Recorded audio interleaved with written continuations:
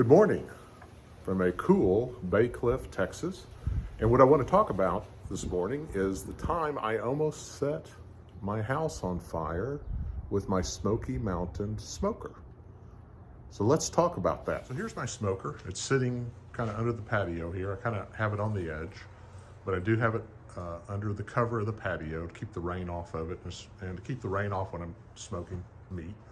And so let me tell you what happened. Now I gotta go over here and open it up to let you see what happened. So I'm gonna take this lid and I'm gonna toss it right down there on the grass. And let's look inside this guy.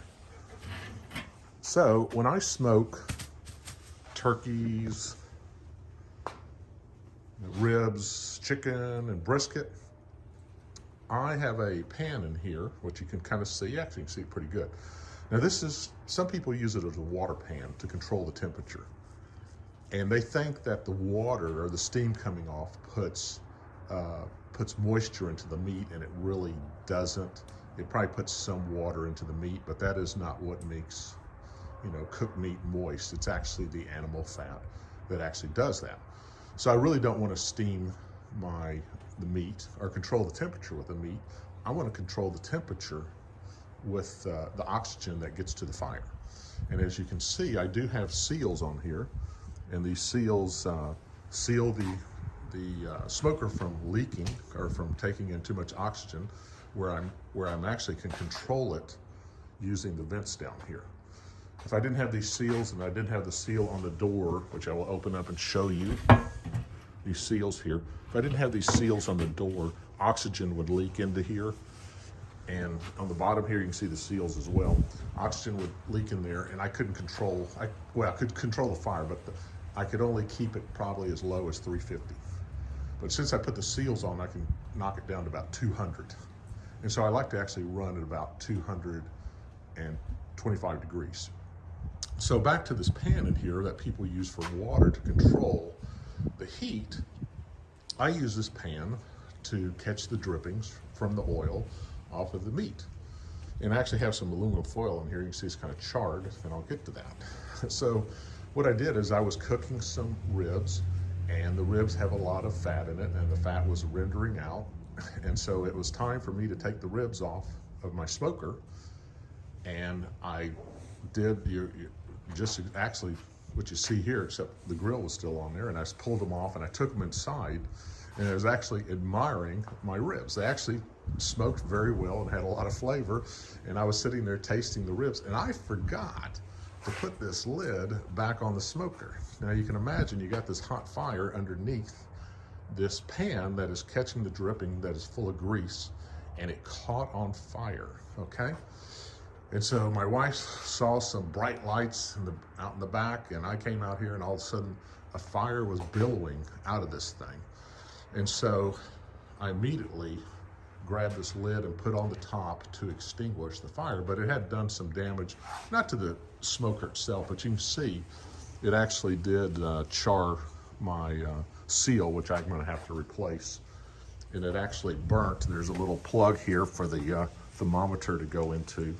And you can see where it burnt that, and it's not even usable anymore. And it destroyed 2 of my temperature probes in the process.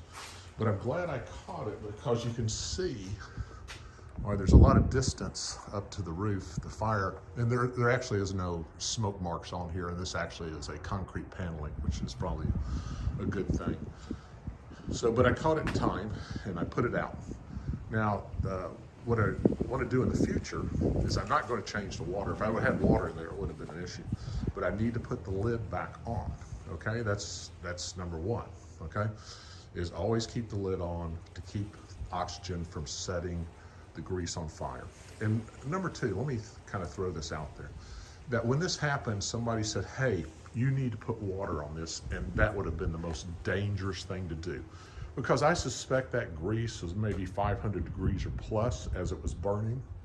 And when you take water and dump it into grease that's 500 degrees, the water immediately turns to steam, and it will essentially explode and throw a grease fire out onto you, onto me, or whoever's ever dumping the water, and throw it out to my house, or your house, if you're doing this, and set your house on fire. So don't ever whether it be the Smoky Mountain, whether it be a smoker, whether it be a grease fire in your house on the stove, don't ever put water on it, extinguish it by cutting off the oxygen, putting a lid on the pot, or closing the lid to your smoker.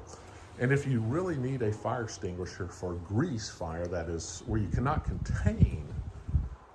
control the oxygen or cut the oxygen off, what you need to do is get a fire extinguisher that is rated for grease fire. And you can go to hardware stores or home stores, lumber stores or whatever, and you can get those fire extinguishers that are rated for grease, and use that to put out the grease fire if you cannot cut off the oxygen.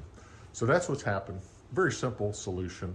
The next time I'm cooking and I have heat in here and I have grease down in that grease pan down here, I will keep the lid, I'll take it off in a very short term to remove the meat, then the lid goes back on. And then the problem's solved. There is no problem. So I would recommend that y'all do that, and you watch out when you take these lids off of this smoker or any grill, that the grease will catch on fire. Always control the oxygen that goes to the fire, and you will not have a grease fire or a fire that is out of control. I hope this helps, and y'all have a great day.